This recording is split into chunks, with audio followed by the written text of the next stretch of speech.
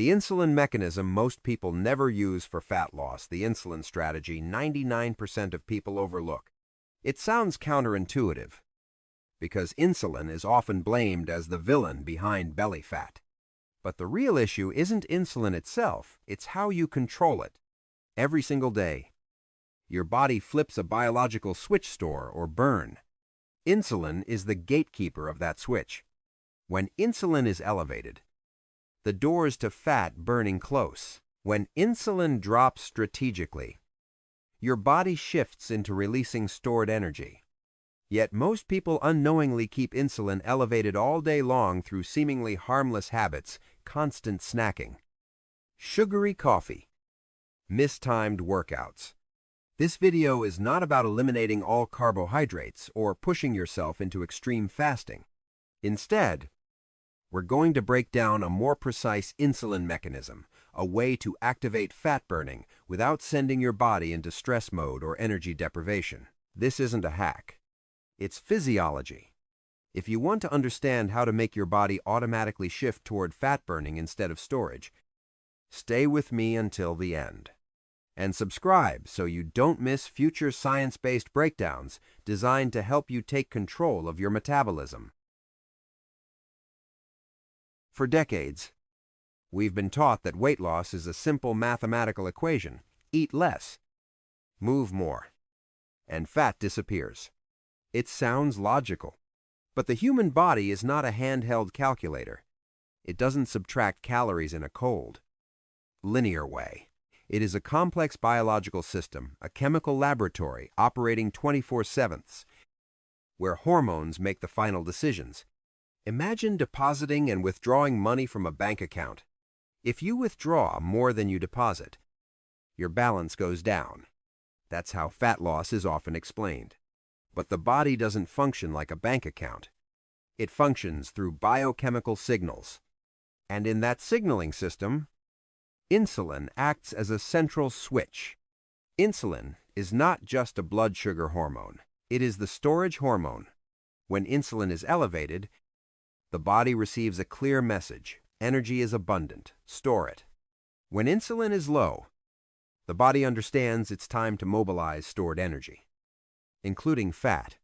This is where many people struggle without understanding why. You can eat very few calories, but if you eat in a way that keeps insulin frequently elevated, constant snacking, rapidly absorbed carbohydrates, your body remains in storage mode. In a high insulin environment, fat cells essentially keep their doors closed. You may have stored fat, but you cannot efficiently access it. On the other hand, some individuals do not dramatically cut calories, yet they improve fat loss simply by stabilizing and lowering insulin throughout the day. When insulin is not constantly triggered, the body has an opportunity to shift into fat-burning mode. Not because of magic, but because the chemistry changed. This doesn't mean calories don't matter. But calories are not the whole story. If you focus only on quantity and ignore hormones, you are seeing only half the picture. Fat loss is not just about energy balance. It's about physiology. So instead of blaming yourself for a lack of discipline, perhaps the better question is, what is your hormonal environment telling your body? Is it flipping the storage switch or the fat-burning switch? To understand why many people eat less, yet still struggle to lose fat, we need to revisit a simple but powerful analogy. Your body has two fuel tanks. The first tank is small, easily accessible, and quickly used. This is glycogen stored in your liver and muscles. Think of it as cash in your wallet. You can spend it immediately. The second tank is massive, stored deeper, and tightly protected. This is your body fat. It's like money sitting in a long-term savings account. Theoretically, you may have tens of thousands of calories stored there, but someone holds the key to the vault. That someone is insulin. Insulin doesn't just move glucose into cells.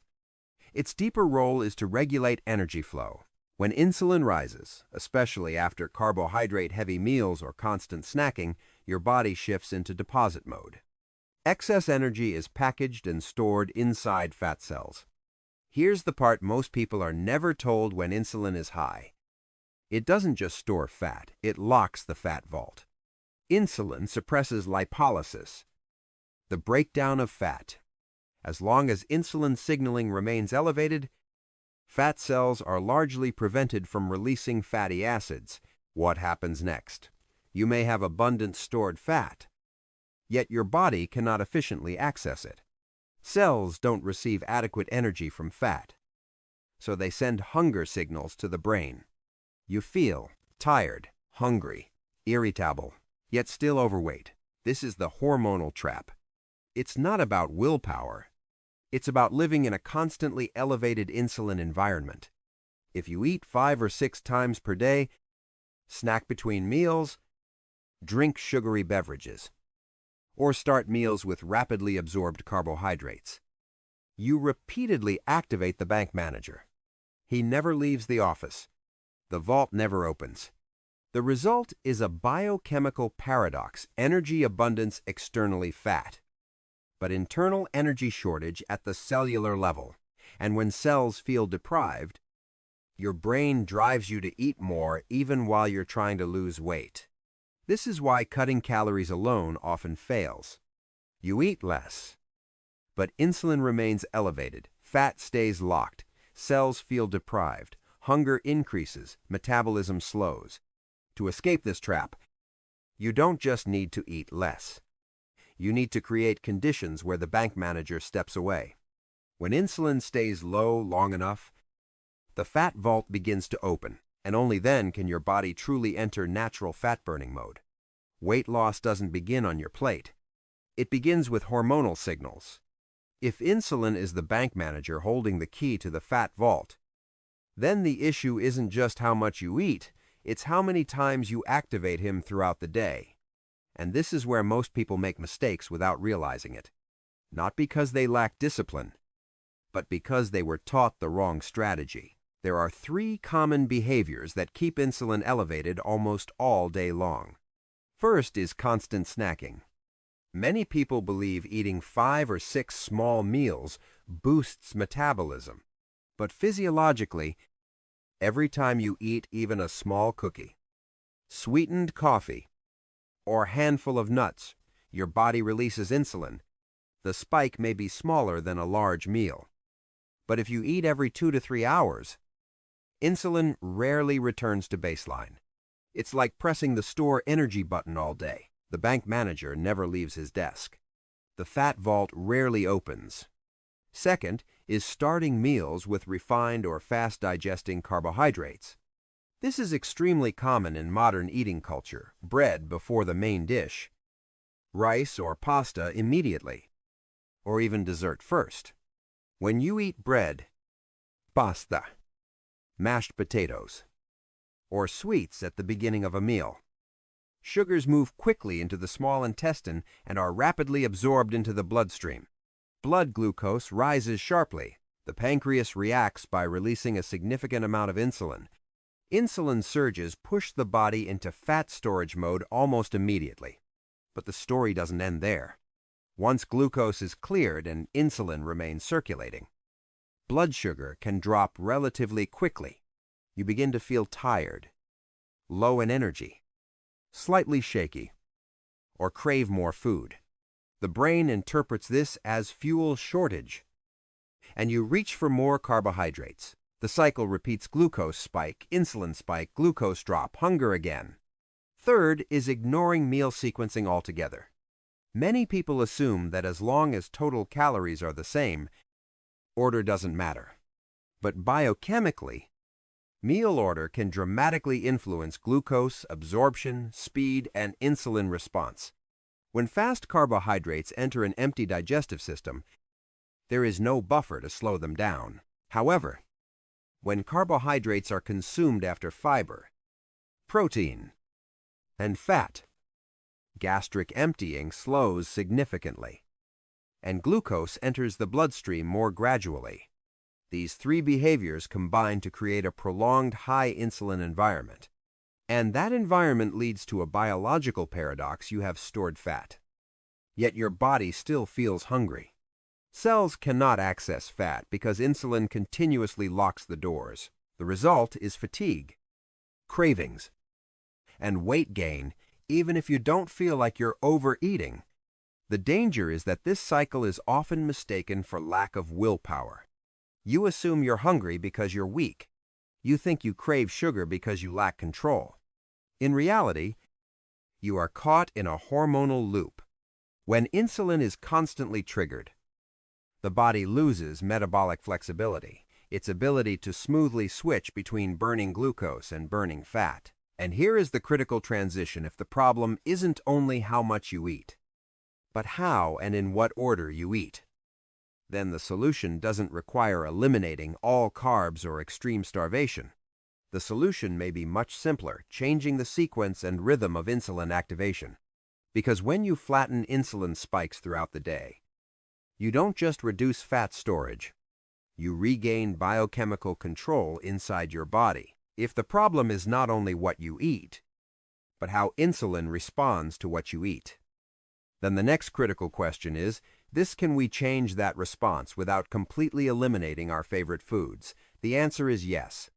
And the powerful but underused mechanism is called food sequencing, the order in which you eat. Remarkably, you don't need to change the foods themselves. You don't need to eliminate rice, potatoes, bread, or even dessert. You simply change the sequence in which they enter your body. And that shift can dramatically alter the biochemical response inside you. This strategy consists of 3 clear phases. Phase 1 is what we can call the fiber firewall. When you begin your meal with vegetables, leafy greens, salad, broccoli, spinach, or other fiber-rich foods, you create a biological buffer in your small intestine. Soluble fiber absorbs water and forms a gel-like structure, slowing gastric emptying and nutrient absorption. It acts like a mesh barrier in front of glucose absorption. When carbohydrates arrive later, they cannot surge into the bloodstream at high speed. Importantly, fiber causes minimal insulin stimulation. The first phase of the meal, therefore, avoids triggering a sharp blood sugar spike. You are flattening the curve from the very beginning. Phase 2 is protein and healthy fats. After laying the fiber foundation, you move to eggs, fish, meat, and legumes, or healthy fats such as avocado and olive oil. Protein and fat have 2 key effects. First, they stimulate GLP-1, a gut hormone that signals satiety to the brain and slows digestion. This is the same mechanism that many modern weight loss medications attempt to mimic. Second, protein and fat slow gastric emptying, meaning when carbohydrates are eaten afterward, their absorption is significantly delayed.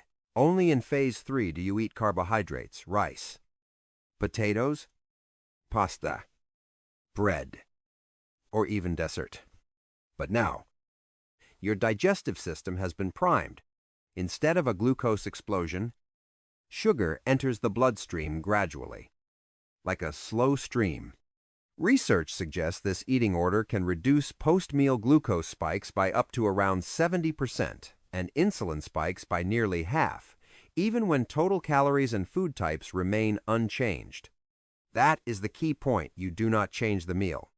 You change the chemistry. This is especially important for individuals with insulin resistance. By flattening glucose and insulin peaks, hormonal friction decreases. The pancreas does not need to release excessive insulin. Over time, insulin sensitivity may gradually improve, much like allowing irritated skin to heal instead of constantly rubbing it. Food sequencing also provides psychological freedom. Instead of feeling restricted, you still eat the foods you enjoy, but in a metabolically favorable context. This makes the approach more sustainable than extreme elimination diets. Here is the critical transition when you combine meal sequencing with reduced frequency of insulin stimulation, such as avoiding constant snacking and maintaining a defined eating window. The effects become synergistic. You are not merely lowering one insulin spike. you are reducing both the number and intensity of spikes throughout the day. At that point, weight loss is no longer a battle of willpower. It becomes hormonal optimization. And sometimes, what changes the outcome is not the quantity of food on your plate, but the order in which you take each bite. If food sequencing helps flatten your glucose curve from the outside, there is a biochemical booster that can support the process internally, acetic acid. The active compound in vinegar, especially apple cider vinegar. This is not just a folk remedy. Its mechanisms have been studied within metabolic physiology. When you eat starch, your body relies on an enzyme called alpha amylase to break long starch chains into smaller molecules like maltose and eventually glucose for absorption. This process is highly efficient, sometimes too efficient.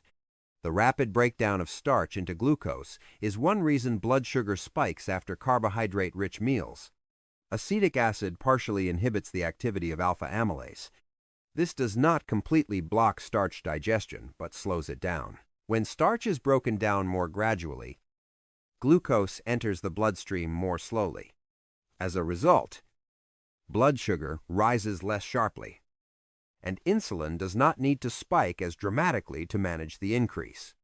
But vinegar's role goes beyond digestion speed. One of the core problems in people who struggle with fat loss is not only high insulin, but insulin resistance. Insulin resistance is like biochemical deafness. Insulin is released, but cells, especially muscle cells, respond poorly. The pancreas compensates by secreting even more insulin to achieve the same effect. This leads to chronically elevated insulin levels. And, as we discussed earlier, high insulin means the fat vault remains locked. Imagine insulin as someone knocking on a door, and the cell as the person inside the room. With insulin resistance, the person inside cannot hear clearly. The pancreas responds by knocking louder, releasing more insulin. But louder knocking does not fix the underlying issue.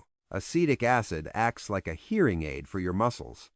Research suggests it may improve insulin sensitivity, allowing cells to respond more effectively to existing insulin levels. When cells hear the signal more clearly, the pancreas does not need to shout. Post-meal insulin levels can be lower for the same amount of glucose. This dual effect, slowing glucose absorption and improving insulin sensitivity, makes vinegar a small but meaningful tool in insulin control strategies. When combined with food sequencing and post-meal movement, the effect may be amplified. However, scientific caution is essential. Vinegar is not magic. It cannot erase a high-sugar diet or replace an inactive lifestyle. Research commonly uses about 1 tablespoon, approximately 15 milliliters, diluted in water before a carbohydrate-rich meal. Drinking undiluted vinegar may irritate the esophagus or damage tooth enamel, so dilution is important. The deeper lesson is not about vinegar itself, but about metabolic optimization. Fat loss is not merely about calorie reduction. It is about managing biochemical responses. When you understand how enzymes function, how hormones respond, and how cells interpret signals, you stop fighting your biology and begin working alongside it. And this leads naturally to the next powerful tool movement at the right time, because sometimes the fastest way to reduce insulin is not to eliminate food, but to give your muscles a job the moment glucose enters the bloodstream. After understanding insulin, food sequencing, and biochemical boosters like acetic acid, we arrive at a crucial but often misunderstood piece of the puzzle movement. Most people believe fat loss requires harder workouts, more sweat, or longer runs. But when the goal is insulin control and metabolic improvement, timing matters more than intensity. The first common mistake is fasted morning cardio with the idea of maximizing fat burn. While fasting does increase fat utilization, ignoring post-meal insulin control means missing the most powerful biochemical window of the day. The second mistake is exercising far away from meals. Many people eat and then sit working, driving, or scrolling on their phone. Where does the glucose from that meal go? If there is no immediate energy demand, insulin does its job, stores it. And if glycogen stores are full, excess energy may be converted into fat. Here is the smart strategy. The most powerful time to move is right after you eat. When you consume carbohydrates, glucose enters your bloodstream and needs to be cleared. If you remain still, insulin must rise significantly to push glucose into cells. But if you stand up and walk for 10-15 minutes, your muscles begin contracting. With each contraction, a special mechanism activates GLUT. 4 transporters move to the surface of muscle cells. GLUT4 is a glucose transport protein. When muscles contract, GLUT4 can function almost independently of insulin. In other words, your muscles pull glucose directly from the bloodstream to use as fuel without requiring a large insulin surge. Imagine 2 ways to move glucose into muscle. First, insulin rises high and opens the door hormonally. Second, muscle contraction opens the door mechanically. When you walk after a meal, you choose the second method. This produces 2 parallel benefits. First, blood glucose drops more quickly. Second, because muscles use glucose directly, the pancreas does not need to release as much insulin. Post-meal insulin spikes are flattened, and when insulin peaks are lower, fat storage doors do not remain locked for as long. Research shows that even 10-15 minutes of light walking after meals can significantly improve blood sugar control, especially in individuals with insulin resistance or prediabetes. No marathon required. No HIIT necessary. Just the right timing. Interestingly, slow walking can be more effective than intense workouts for post-meal insulin control. High-intensity training provides many benefits: improved cardiovascular fitness, strength, endurance, but for specifically clearing glucose after a meal. Gentle movement at the right moment is sufficient. Picture 2 people eating the same dinner. The first finishes and sits on the couch. Blood sugar rises sharply. Insulin spikes to compensate. An hour later, they feel sluggish. The second finishes and takes a 5-minute walk. Muscles activate.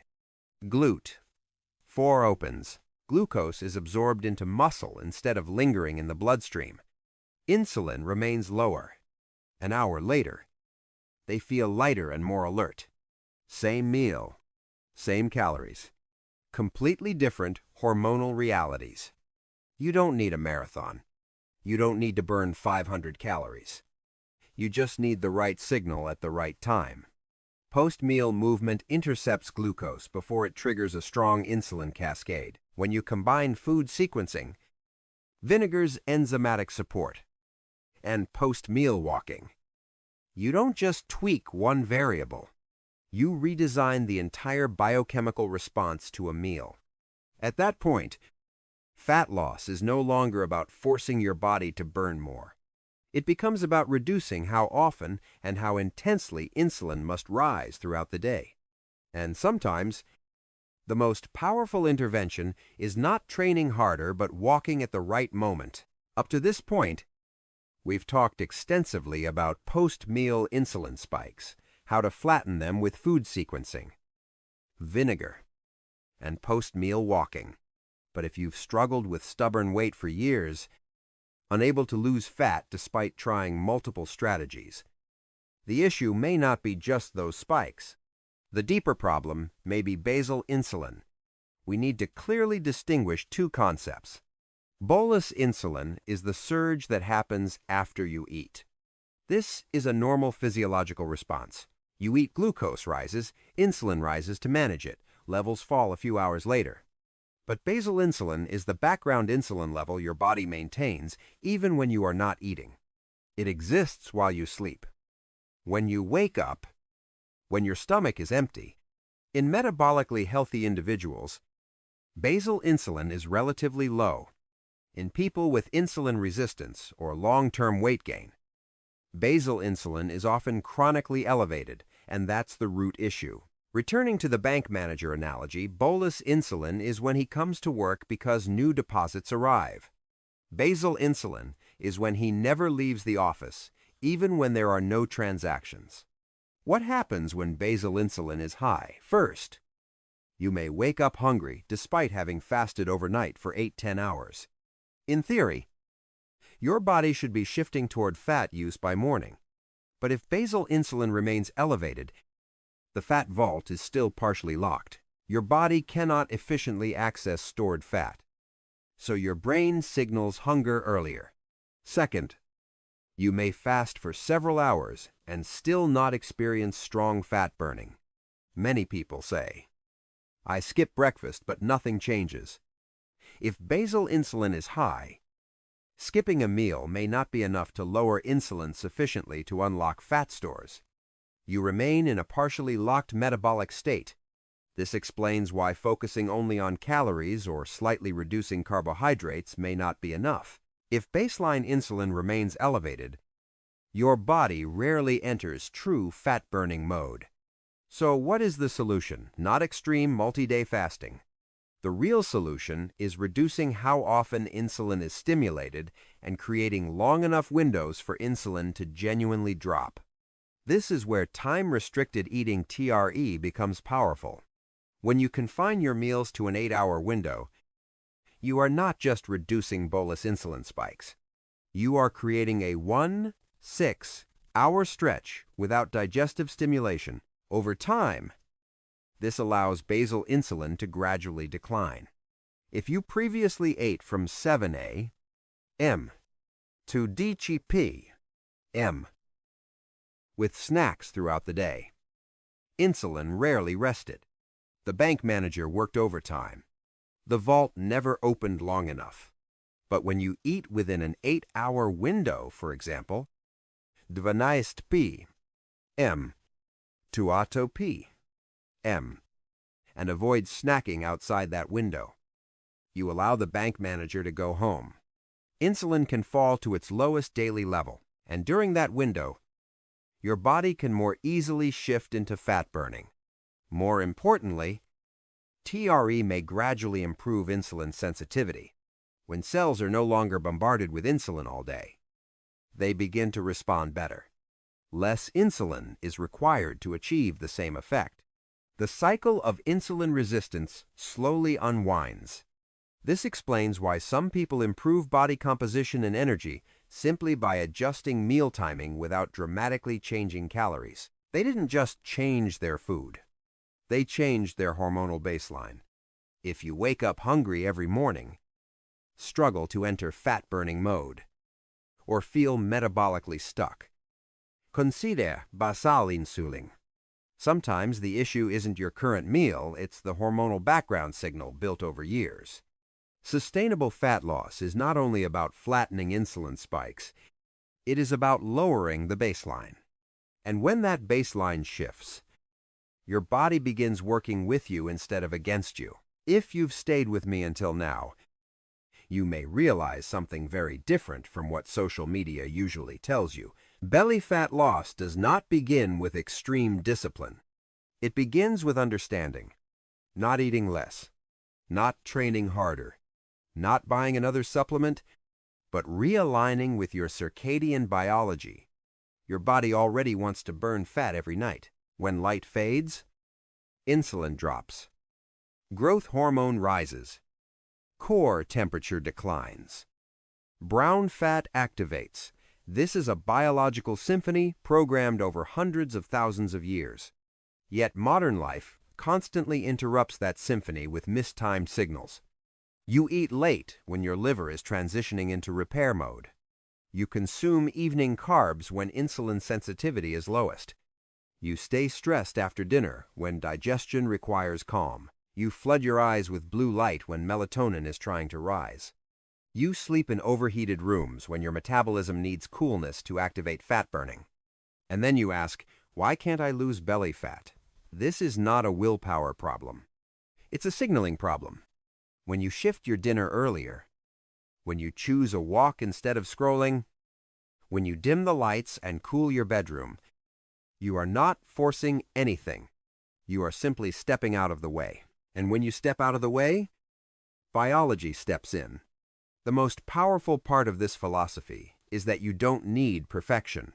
Start with one adjustment tonight. Maybe it's finishing dinner before 7 p.m. Maybe it's a 1-5-minute post-meal walk.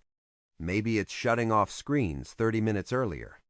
Change one signal, and the system begins to recalibrate. Belly fat loss is not an attack on your body. It's the removal of the barriers you unknowingly placed in its path. If this kind of analysis helps you understand your body more deeply, not through hype, but through mechanisms, consider subscribing and staying through the next videos. This space is not about short-term motivation. It's about decoding biology so you can work with your body instead of against it. Tonight, try living just slightly more in rhythm. Your body is already ready to burn fat. The only question is, are you ready to stop interrupting it?